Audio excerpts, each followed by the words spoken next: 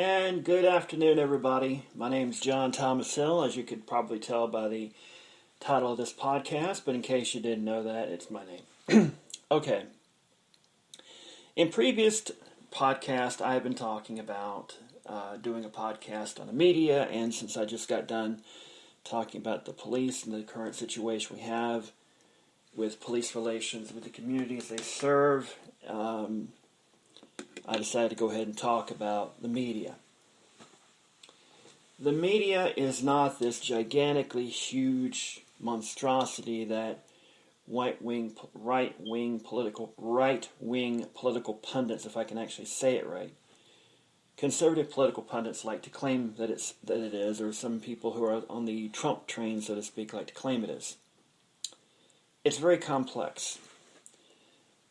To them, the MAGA crowd, they like to think CBS, NBC, ABC, CNN, and all these other quote-unquote liberal news organizations are all on the same page concocting things to bash Trump or whatever flavor of the day Republican, conservative politician they are.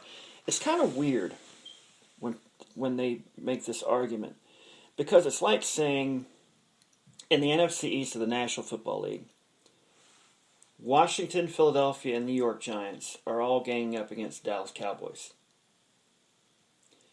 Are not the Redskins, the Washington Redskins, I hate using that name because of its obvious connotations, Philadelphia Eagles and the New York Giants are all rivals.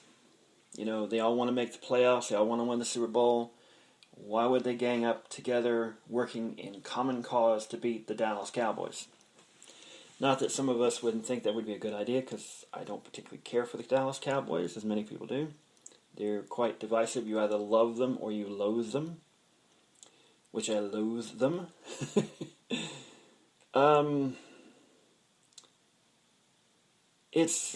You have diverse media groups on television and radio, especially on the internet and newspapers, but really, there's only 6 major media corporations, and one of them is News Corp, owned by Rupert Murdoch, who owns Fox News. And Sinclair Broadcasting is the other one. Another one. And they're conservative. I think, if I'm not mistaken, they have the most television stations. They own the most television stations across the country, which I will get to in just a moment, because I think that's not a good idea that we have all these huge, gigantic corporations owning huge chunks of television stations across the country. Many, many moons ago, 30 some odd years ago, I was a young, ruggedly handsome freshman at Isothermal Community College, studying in what was then known as radio, TV, broadcast production technology, which is now known as broadcast production technology. They got rid of the radio and TV part, which is still there. It's more diverse these days. I took a class called Broadcast Journalism, and one of our assignments was to actually study and time out a newscast. And this particular one was on WBTV. I can't remember the exact date or everything they covered, but I remember it was WBTV. And it got me to really start, since we have YouTube now, it got me started looking at newscast past and present. Do yourself a favor one time. If you're so bound for leather, hell bent for leather, I should say. I'll get the phrase right in a minute. About the media being bad. Think about this for a moment. Go to YouTube and look up a newscast from the 1970s. Do 2 or 3 just to be sure. One from, say, New York or LA, one from a mid-major market like Cincinnati, and one from, say, a southern city like Charlotte, if you can find it, or Atlanta or something like that. And then compare it to the broadcast of, say, the 1990s. And then compare it to the broadcast we see today. You're going to notice something. You're going to notice you'll get less news, or less meat and potatoes and more sizzle. There's a reason for that. The reason it existed in the 70s, it just wasn't as well exploited as it is today. Local news operations are the most watched part of any television station across this country. Even more so than network television broadcast, because we all got to know the weather, and not everybody's going to look at their phone and have a weather app, and not everybody's going to have their local newspaper on their phone or whatever, or tablet or whatever. So they still watch the local news. It still gets a ton of ratings, and that's very attractive for advertisers because advertisers want to get to an audience with the most people in it. It's as old as broadcasting itself. Broadcasting this makes me no money except for whatever little blurbs they put in here or whatever. I don't know exactly how they put ads, or if they put ads in here, or they put ads at the beginning of it. But that's how they make their money. On the internet, they make the money through ad clicks, or it's very complicated. But every bit of internet coverage, podcast coverage, audio, radio coverage, video coverage, newspaper, magazine coverage makes their money through one thing primarily. And it's not subscribers.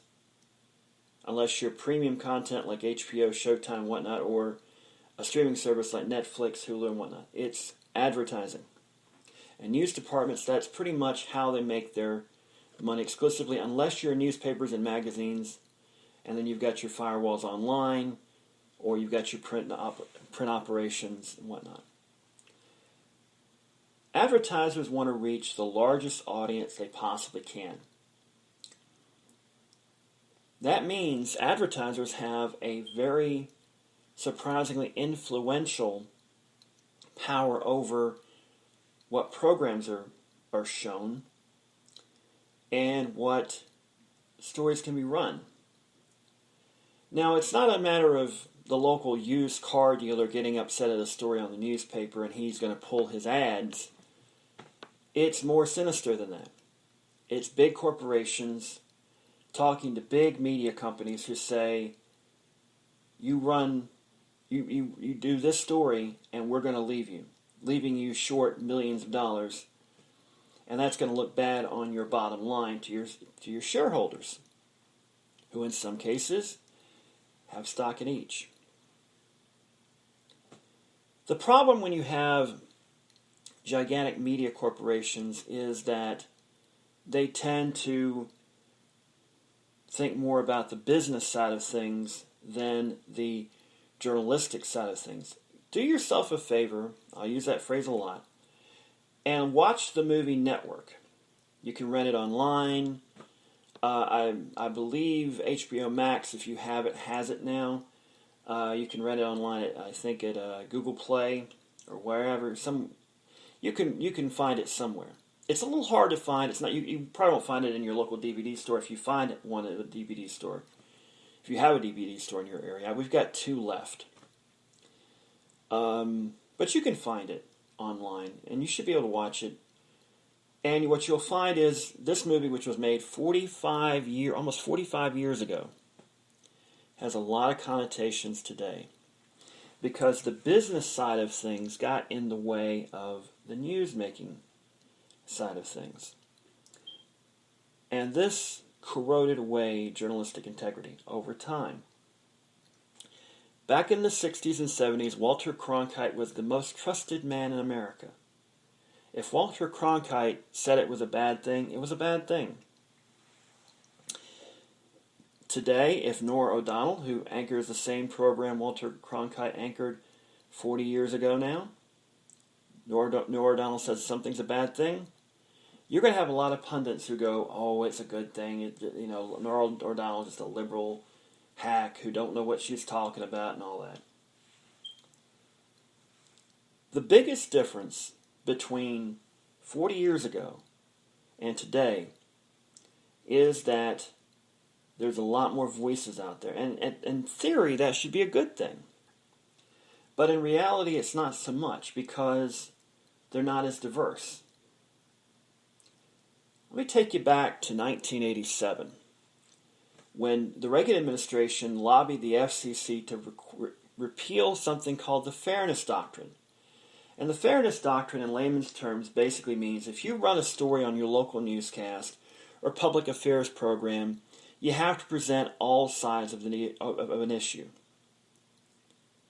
That's being, quote, fair, unquote. Well, for a long period of time, certain media groups, most of them leaning left, most of them leaning right-wing, although not all of them, there were some left-wing groups lobbying for this as well, who wanted to have that yanked. The reason for it is that instead of talking about the facts as they are, they wanted to talk about the facts as they want them to be. Go back to 1985. Rupert Murdoch, the Australian tabloid publisher himself, who had gotten into England and ran papers, and I use that term loosely, like The Sun and now departed the Weekly World? The News of the World, I'm sorry. The News of the World. Weekly World News is a tabloid. It actually doesn't pretend to be a tabloid. It's so outrageous only a fool would actually believe what's in it. Whereas The Sun and the News of the World are tabloids that sadly have too many people believing what they actually print is the absolute gospel truth. And I'll get to that one of these days, maybe in this podcast, I'm not sure. But Rupert Murdoch bought Fox Studios. Fox, up to that point, had just been a movie studio. And he also bought Metro Media, which owned stations in large markets and some mid-markets. His idea was to create the Fox network. Now, for those of us of a certain age, we remember 1986 when it launched. It had two shows, Married with Children and The Tracy Ullman Show. That was it. Then it grew to be a couple hours programming on Saturday, a couple hours programming on Sunday, to where it is now. You have all throughout the week, 7 days, 2 hours a night, 3 hours a night on Sunday. They did this because, A, they didn't have to spend as much money on a 10 o'clock TV show, and it would also give the stations there an opportunity to have a 10 o'clock newscast on the East Coast. And for those of you wondering why, in the Central Time Zone, we've always had 10 o'clock newscasts. Well, this is an East Coast podcast, okay? Not that you can't listen to it in the Central Time Zone. Go right ahead and listen to it all you want to. But you get my point. You can get your local news an hour earlier, which gives you an advantage because it means that instead of watching whatever dramas on ABC, NBC, or CBS, and you want to know what the weather's like for tomorrow, you don't want to stay up till 11 o'clock, guess what? You can watch it on 10 o'clock. Rupert Murdoch is a very ambitious man. But he's also very,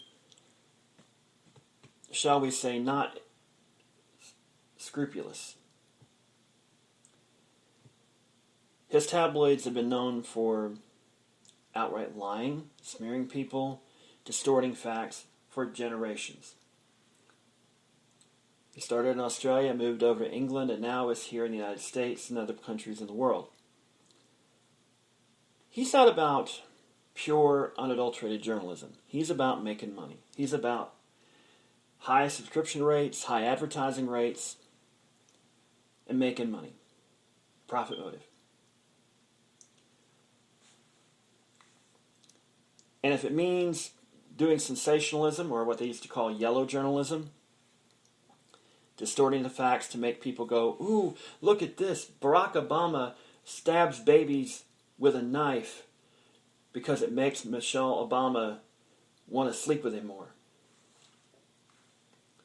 He believes a certain segment of the population will read that story even though it is unequivocally false.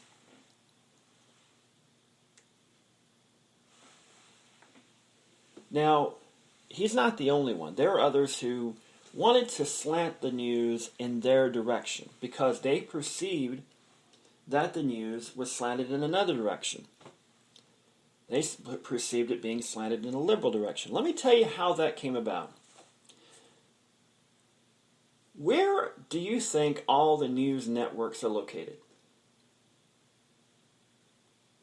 you probably answered one or two cities, New York or Washington. And you would be right, because generally they're out of New York, but they always have a bureau in Washington. New York City is the largest city in the United States. And throughout history, large cities tend to have more liberal-leaning populations in general. Doesn't mean everybody's a liberal in New York. Than in the more rural areas, the more lesser populated areas. You go throughout history and regardless of of religion and all of this, ethnic group, what is, you go to Iran right now, you go to the countryside, they're going to be very conservative. Persia, and the Persians in Tehran, they're more liberal. They actually like us to a certain degree. They remember the old days before the Shah got overthrown. Okay.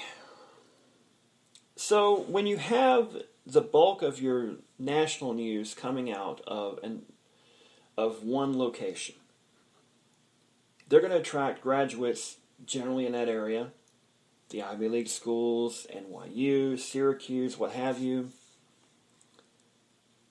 They're going to have a certain understanding of the world. Okay?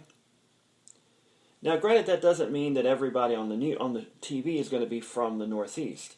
Walter Cronkite, he was from Missouri, if I'm not mistaken. Dan Rather was from Texas. Tom Brokaw is from South Dakota. Peter Jennings was from Canada. I can't exactly remember Canada. I think it's Ontario. I may be mistaken about that. So many of these major newscasters of the past, revered in many cases, some more than others, didn't necessarily come from New York. In some cases were not educated in New York, but they moved to New York, and many of their producers, people that worked for them, were educated in the area. And that's not saying liberalism is a bad thing or not. It's just a different philosophy. But when you're around like-minded people, you tend to view the world in that particular way. That was my computer, by the way, doing that. I should have muted it. My bad.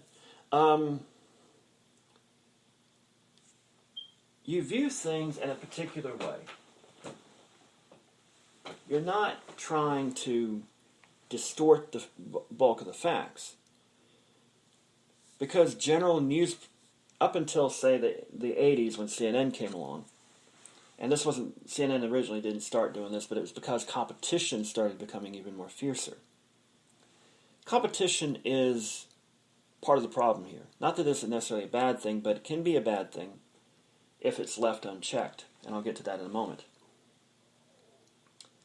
But basically, if you watched the news up until 1980 or so, your local newscast tended to have a very regional aspect to it, but generally just told you the facts. It was the Joe Friday, just the facts, and just mainly local stories.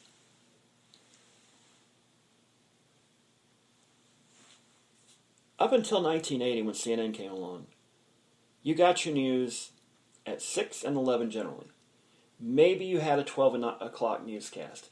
Maybe you were lucky and you had a morning newscast. Not every television station in every market had that. Our markets tended to have a 6 and 11. That's pretty much broad across the board. Note I didn't say anything about 4 or 5 or 4:30 or 5:30 or 6:30 or 7 or what have you. You got your news a half hour a night at 6 and 11. 1 hour news. And if you missed out on the 11 o'clock news, you had to wait until the next evening to get it unless you read a newspaper or listened to it on the radio.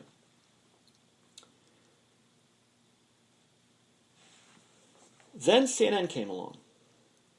Now, I'm not going to sit here and bash CNN, at least for right now, because for the first roughly 15 years of their existence, they were exactly what Ted Turner wanted it to be. A global news network that told stories across the board and all of that. That was what their whole thing was. And there's a particular moment in time when that changed. And I'll get to that in a moment. But what CNN unleashed was what was called the 24/7 news cycle. And it meant that politicians had to be even more on guard. Before, if a story came out that a president didn't particularly like, he had some time for his staff to deal with it. He had, let's say, a story broke at, say, 8 o'clock at night. The national news national news shows on the broadcast networks would not be back on until the morning time. Some, like Good Morning America or Today's Show or whatever CBS had on. CBS has not had the best of luck in morning shows. And even if you didn't watch that, the newspapers would not you would not need your newspaper until the morning time. So they had plenty of time to deal with this. So they could formulate how they were going to respond to it. Then CNN comes along. Let's say your local national news goes off the air at 7:30, where you're at. And at 7:35, there's a major scandal that breaks involving a member of the administration. The president's got to sack this particular cabinet secretary for something very egregious. But this particular cabinet secretary is very popular with the people, and firing them would make the president's election prospects a lot less in certain key states that lean his way politically. Before, you would have time, if you're a president, to spin this in a way that would make you look good. Spin's always been there, folks. It didn't start with Bill Clinton. It's been around for a long time. It's probably old as journalism itself, Journalism reporters go find out about a story, about a particular agency. That agency is going to have somebody that wants to make the agency look good. It's that simple. What CNN did, it sped everything up. Not necessarily intentionally, because Ted Turner wanted the people to be more informed and get more in depth with stories. And initially, his idea worked. Then came the O.J. Simpson trial. And for those of us of a certain age who've been studying media, this was sort of the turning point. Wasn't the exact turning point, but it was the turning point. Up until that time, you had major news stories like the Gulf War, the fall of the Berlin Wall, the Tiananmen Square massacre, natural disasters that would dominate the news for a short period of time. The one story I remember as a kid that dominated for months on end was the Iran hostage crisis. And this is before CNN was even launched. It actually launched during the Iran hostage crisis. But the O.J. Simpson trial brought about sensationalistic journalism. Do you even know if he's guilty or not? Do we even know anymore? Do we even care? Because to me, the crazy thing is, it changed everything because it made it to where the story itself was the story. The coverage of the story was the story. That's not the first trial that's been sensationalized and all this, but this was the first trial on 24/7 media. The Sam Shepard trial of the 60s was like that for the newspapers. There were other trials in the 80s, Klaus von Bülow and others, that had network newscasts dominated for a while there. But it changed the way we looked at the news. Instead of giving us a lot of different stories, CNN was dominated by O.J. Simpson. It didn't matter what was going on in Yugoslavia or Rwanda or Haiti or anywhere else. It was O.J. Simpson 24/7 because that's what the people wanted. And that if the people want O.J. Simpson, the advertisers want O.J. Simpson. This didn't go unnoticed. Mr. Murdoch looked at this and said, I could put my own news network on it too, and not only that, I can put my own spin on the news. He's a tabloid guy. He wants to sell newspapers, but he also has a particular viewpoint that he understands could be exploited in middle America. Just like Rush Limbaugh. And for those of you who say, Rush Limbaugh's the greatest thing ever in radio and all of this, don't realize he is the political equivalent of Howard Stern. Meaning, he is a hack. Howard Stern wants to present himself as something totally different in his real life than he is on the radio. Rush Limbaugh does not believe in everything he preaches on his show. He is a character on his show. And he espouses his viewpoint. He probably even believes it now, but back when he started out, he didn't necessarily believe it. Because up until that fairness doctrine had gone away, he was just a guy in Sacramento on the radio, doing a talk show. Once it got away, he could slant his show his way and get away with it. Because instead of presenting it as a commentary show, he could present it as a, quote, news show. Let me tell you something funny. Well, not really, but it's kind of funny to me. Did you know Fox News Channel is not classified officially and legally as a news channel? It's classified as an entertainment channel. You want to know why that is?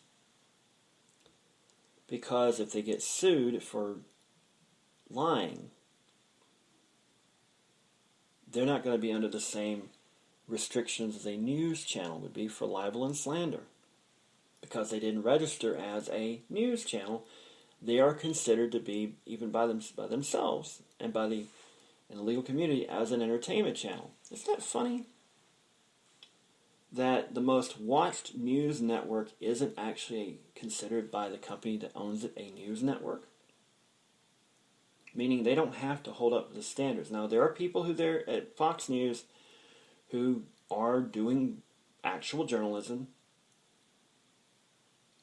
and not necessarily slanting it. In some cases, they may be putting it in a way that they're told to by their producers, but they're trying to at least uphold some things. But you get to the evenings.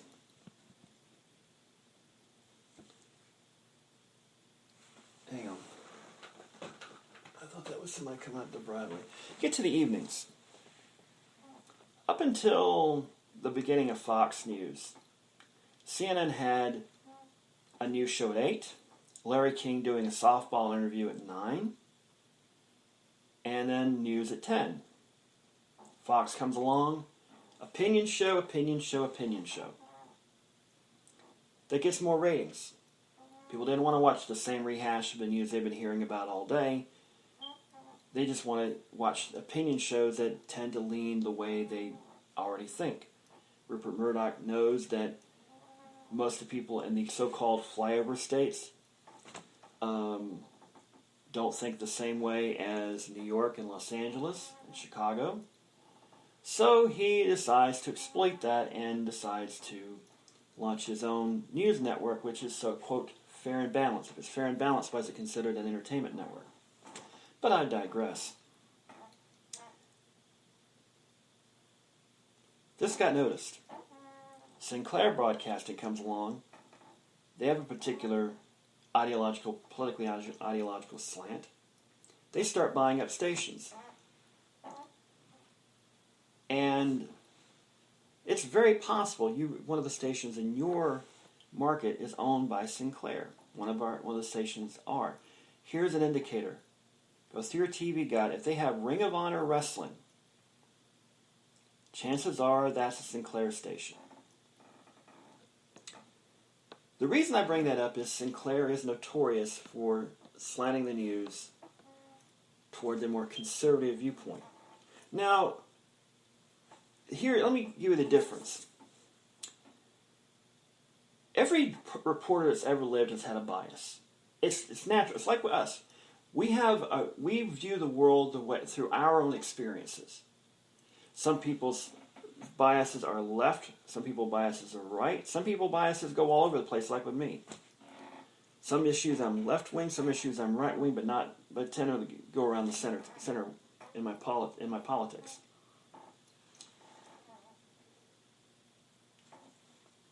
There's a big difference between news reporting and commentating. And that has been so blurred lately. You go to MSNBC, you see in the primetime news, primetime lineup, opinion show, commentary. You're not seeing hard news anymore. It's all opinion. And what opinion you like, you watch that show. Tucker Carlson, Sean Hannity on Fox. If you like their opinion, you watch their show. If you like Rachel Maddow and Lawrence O'Donnell's opinions on MSNBC, you watch their show. Anderson Cooper, Chris Cuomo, Don Lemon on CNN. The reason those shows are there and not some hard news shows by a couple of anchors just telling you the news, having a weather segment, a sports segment, an entertainment segment, is because of ratings. O.J. Simpson trial generated the highest ratings in cable and satellite television history for CNN. That got noticed. When the Lewinsky scandal struck 4 years later with President Clinton on the brink of losing his presidency, gigantic ratings. Wall-to-wall coverage because it made money. People didn't want to hear about Bosnia or Timothy Veigh or some economic story or anything else. They wanted to hear about how President Clinton got in trouble for having an affair with Monica Lewinsky. Gossip. They wanted all the juicy details. And that changed the media forever. Those two news stories, O.J. Simpson, Monica Lewinsky, changed the whole media landscape forever. It changed it for the worst. It's not blaming O.J. Simpson or Monica Lewinsky or those involved in that particular story. It's how the story was covered. And advertisers noticed and they said, hey, instead of doing a bunch of different stories that people may tune out, because around the same time, the networks and the advertisers are able to look at ratings at 15-minute increments, and even now they can do it even closer than that. They can tell what stories are being watched more than others. It's shocking. It really, truly is. And it's all about bringing in that profit.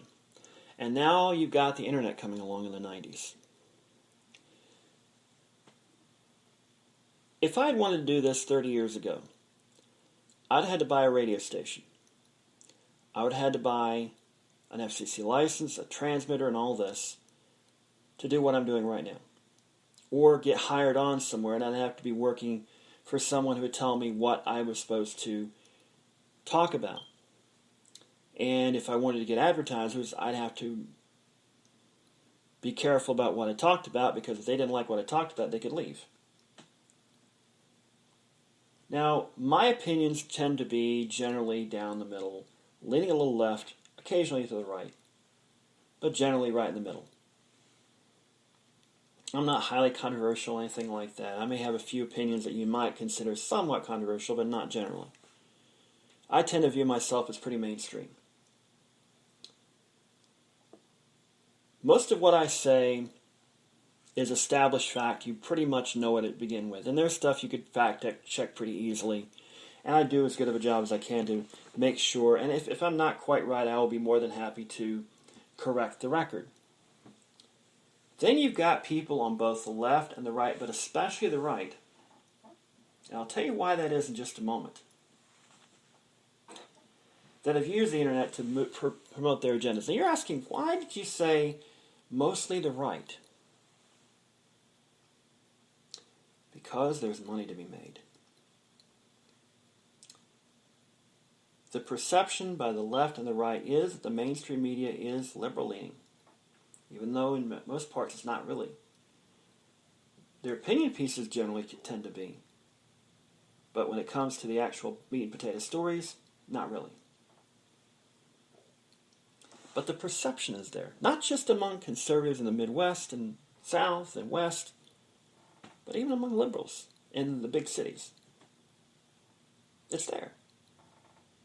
So liberal activist groups aren't necessarily hopping on the bandwagon to get in the media, and they're not able to pull in this kind of audience as the so-called disaffected flyover states that seem to be unrepresented in national media. This has been exploited by people like Rush Limbaugh, Sean Hannity, and a plethora of others, as well as Rupert Murdoch, Bill O'Reilly, and a bunch of others. Why? Because it's all about making money. Some may actually legitimately view what they say as being gospel truth. But in Tucker Carlson's case, he's got a track record. Do yourself a favor. Tucker Carlson used to run a show on MSNBC. The clips may be on YouTube. I got to do this myself one day. Compare what he used to say, and before that when he was on PBS, and back when he was on CNN Crossfire, about 12 some odd years ago. Compare that. Well, maybe longer than that. I think he was on CNN before he moved to MSNBC. I'd have to check that. But Tucker Carlson's opinions were generally middle of the road, leaning conservative, but not outrageously far right wing as he's espousing now. Why is that? Who signs his paychecks? It makes the money. Because people in America distrust authority. It's ingrained in them to distrust authority. Okay? It's part of our culture. We don't trust the government. We don't trust big business. We don't trust the big man, whatever you want to call it. The man, not Becky Lynch, but from WWE, but the man as in the man looking, Big Brother, whatever. It wasn't that hard to convince people that the establishment media is out to get you, that they don't have your best interest in mind. And this was something that slowly over the course of time eroded away journalistic integrity to the point, because it wasn't because people were lying about it. This has happened. People flub stories and such to improve their profile and all this. It rarely happens, but it does. It happens enough to where there was enough of a crack in there for these people to wedge themselves. It's not about political ideology, folks, not so much as it is about profit. Because as much as the disaffected people in the South and Midwest and West like to think, oh, we're not being represented by California and New York. Have you looked at the populations? There are more people in the so-called, quote-unquote, heartland of America than in Los Angeles and New York combined.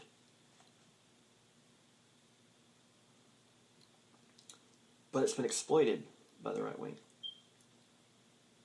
And as we've shifted the political spectrum further and further to the right in this country, to where we have Trump now, we're seeing the demonization of the media by Trump and others because it's an old trick that, for the most part, works for them. Because they don't want to be held accountable for their actions. And they have people like Limbaugh, like Carlson, like Hannity, who will not hold them accountable. Occasionally they will, because they'll know, hey, things gone too far.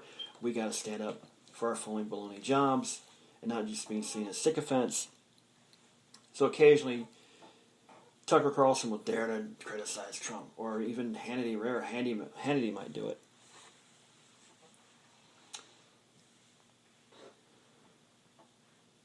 Where's the power of this media right now? The number one news network's Fox News. But yet the media is the enemy. If they're the enemy, then why is Fox News number one? Because they know how to manipulate people. CNN knows how to manipulate people. They used to not. But now it's all opinion shows in prime time, and in some cases it's during the day. Meat and potatoes news is hard to come by. You've got plenty of apps will say, we give you the news as it is, just the facts, blah, blah, blah. But how do you even know anymore? The media has been corrupted by greed, just like plenty of other institutions across this country have been corrupted by greed. As much as we like to deny ourselves that basic fact, it's the truth. Greed corrupts everything. Money is the root of all evil. It's true. And the evil here is distorting the facts so that the powerful stay in power. And they can be manipulated by saying, oh, you don't have to believe this because Rush Limbaugh says it's not real, or Sean Hannity says it's fake news, or Tucker Carlson says it's not right.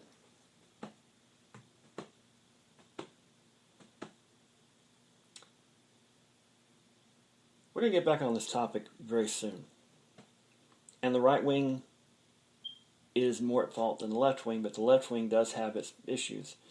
Maddow, I have issues with her because she's just a commentator that's turned into an anchor woman.